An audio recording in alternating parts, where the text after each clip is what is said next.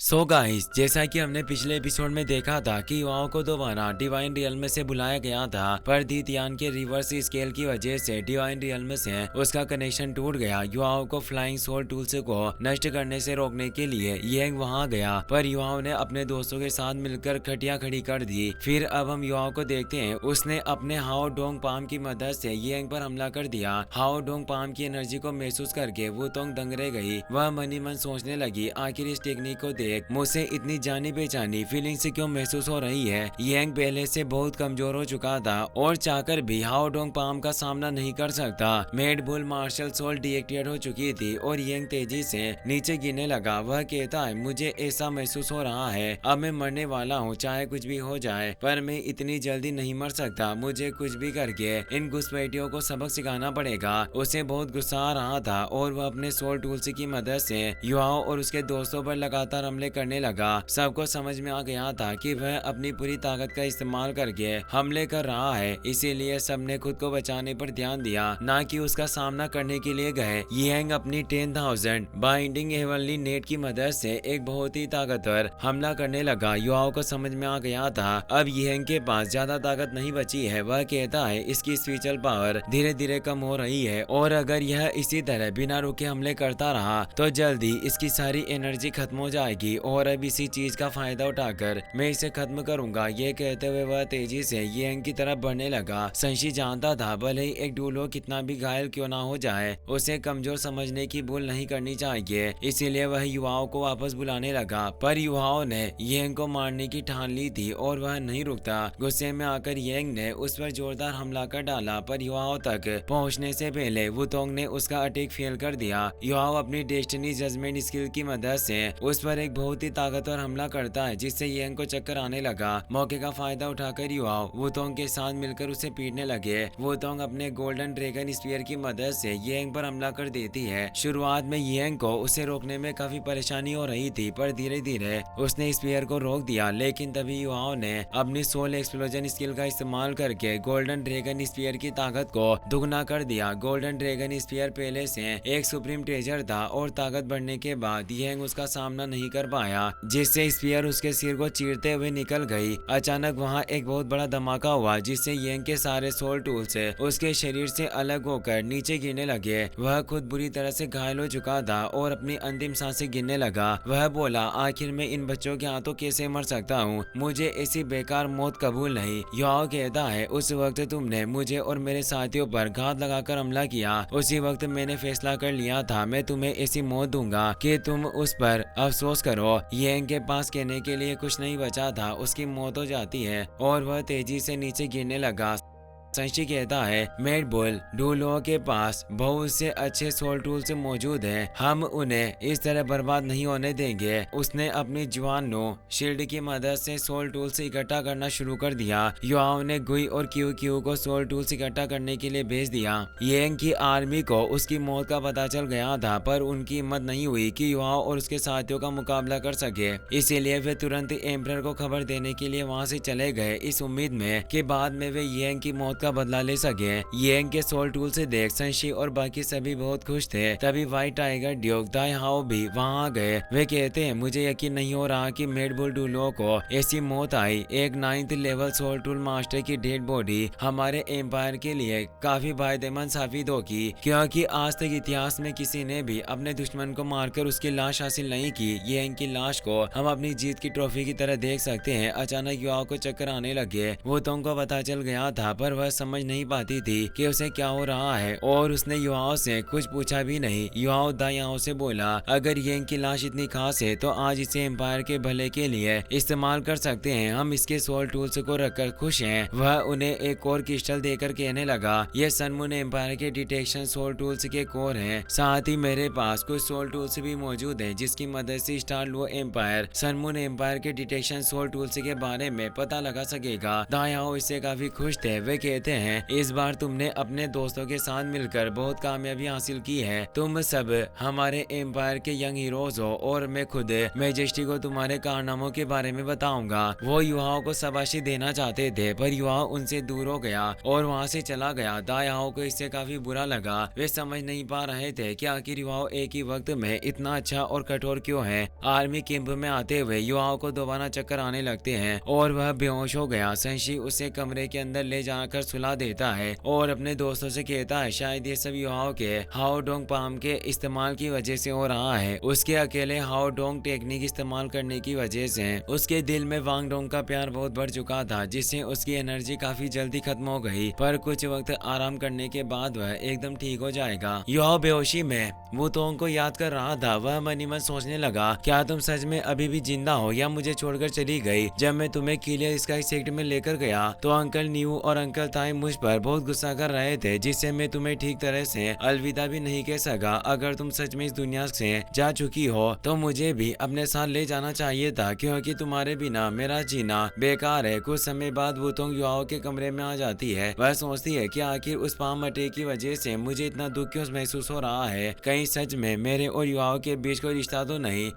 इधर दाई हाओ चिऊ जिऊ को बताते हैं कि युवाओं ने अपने दोस्तों के साथ मिलकर येंग को मार दिया। याओ हेंग खुद इससे काफी हैरान था। वह मन ही मन सोचने लगा, मैं युवाओं से 5 साल बड़ा हूँ पर फिर भी वह मुझसे कई गुना ज्यादा ताकतवर है। जिऊ जिऊ पूछती है आखिर युवाओं और उसके दोस्तों ने एक ढूलुओं को कैसे मार दिया? दायाओ बोले, मैं सिर्फ आखिरी पलों को देख सका। हालातों को देखकर लग रहा था कि युवाओं और उसके दोस्त किसी कंट्रोल पाइप सोल मास्टर के कहने पर काम कर रहे थे, जिसे धीरे धीरे करते हुए उन्होंने येंग को कमजोर कर दिया और फिर युवाओं ने अपने हाथों से डोंग पाम से येंग को बुरी तरह घायल कर दिया। इसे शंशी और जियांग नन्ना और जू चेन ने काफी मदद की। जिऊ जिऊ बताती है, आपकी बात सुनकर मैं यकीन से कह सकती हूँ वो कंट्रोल टाइप सोल मास्टर और कोई नहीं बल्कि युवाओं है। याओ हेंग बोला, आप सही कह रही हैं। जब हम पहली बार सोल फाइटिंग कॉम्पिटिशन में गए थे तो उस वक्त भी युवाओं ने अपनी कंट्रोल टाइप स्किल का इस्तेमाल करके हमारी टीम को जीत दिलवाई थी। दाई हाओ इससे काफी खुश थे। वे कहते हैं युवाओं सच में सी गॉड पवेलियन का अगला मास्टर बनने के लायक है। पहले मैं समझ नहीं पा रहा था कि उसे इतनी कम उम्र में सी गॉड पवेलियन का मेंबर क्यों बनाया गया, पर उसकी ताकत देखकर उसका उज्जवल भविष्य स्पष्ट है। कुछ समय बाद युवाओं अपने दोस्तों के साथ ये वहां आ गया। दायाओ कहते हैं, तुमने अपने दोस्तों के साथ मिलकर बहुत अच्छा काम किया। इस खुशी में मेजेस्टी तुम्हें पुरस्कार के साथ कुछ टाइटल भी देना चाहेंगे। वे सभी मेजेस्टी के पास जा रहे थे, लेकिन तभी एक गार्ड आता है हेवनली सोल एम्पायर का खत लेकर। उसमें लिखा था कि सन मून एम्पायर के अचानक हमले की वजह से हेवनली सोल एम्पायर की कैपिटल सिटी नष्ट हो गई है और बॉडी सेक्टर को भी भारी नुकसान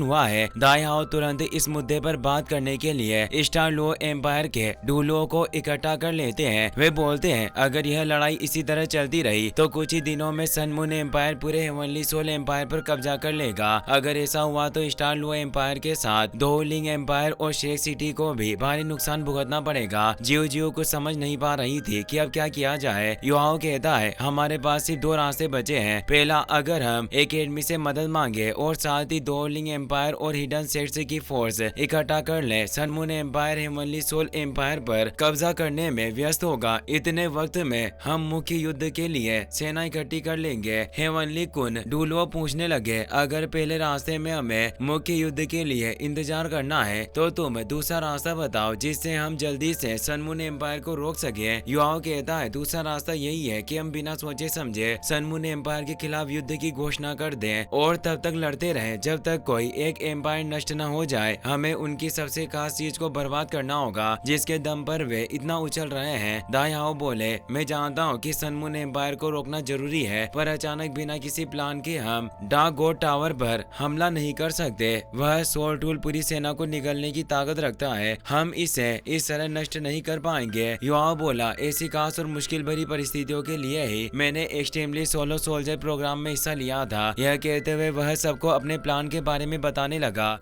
कुछ वक्त बाद युवाओं और दायाओ अपने मिशन पर जाने के लिए तैयार हो गए। दायाओ ने युवाओं को व्हाइट टाइगर के दांत से बना हुआ पेंडेंट देकर कहा, यह व्हाइट टाइगर फेंग मुझे मेरे पिता ने दिया था। कहा जाता है यह दांत उस व्हाइट टाइगर सोल बीस्ट को हराने वाले हमारे पूर्वज के पास मौजूद था। इसके अंदर एक खास ऊर्जा है जो तुम्हारी रक्षा करेगी। युवाओं ने उनका शुक्रिया अदा किया। दायाओ बोले, तुम्हें शुक्रिया कहने की जरूरत नहीं, बल्कि मुझे पूरे स्टार लुओ एम्पायर की तरफ से तुम्हारा धन्यवाद करना चाहिए। तुम अपनी जान जोखिम में डालकर ये सब कर रहे हो। ये बातें करते हुए दायाओ युवाओं को उड़ाकर आसमान की ऊंचाइयों में ले गए। इस बार वे काफी ज्यादा ऊंचाई तक पहुंच चुके थे। दायाओ बोले, कुछ भी हो जाए तुम्हें इस मिशन से ज्यादा अपनी सुरक्षा पर ध्यान देना होगा। भले ही मिशन पूरा ना हो पाए, पर तुम अपनी जान बचाकर जरूर लौटना। युवाओं बिना वक्त गवाए उड़ते हुए सनमून एम्पायर के एयर डिटेक्शन सोल टूल्स की तरफ बढ़ गया। इस बार सनमून एम्पायर ने सुरक्षा और भी बढ़ा दी थी। एयर डिटेक्शन सोल टूल्स के ऊपर वेव डिटेक्शन सोल टूल्स भी लगाए गए थे।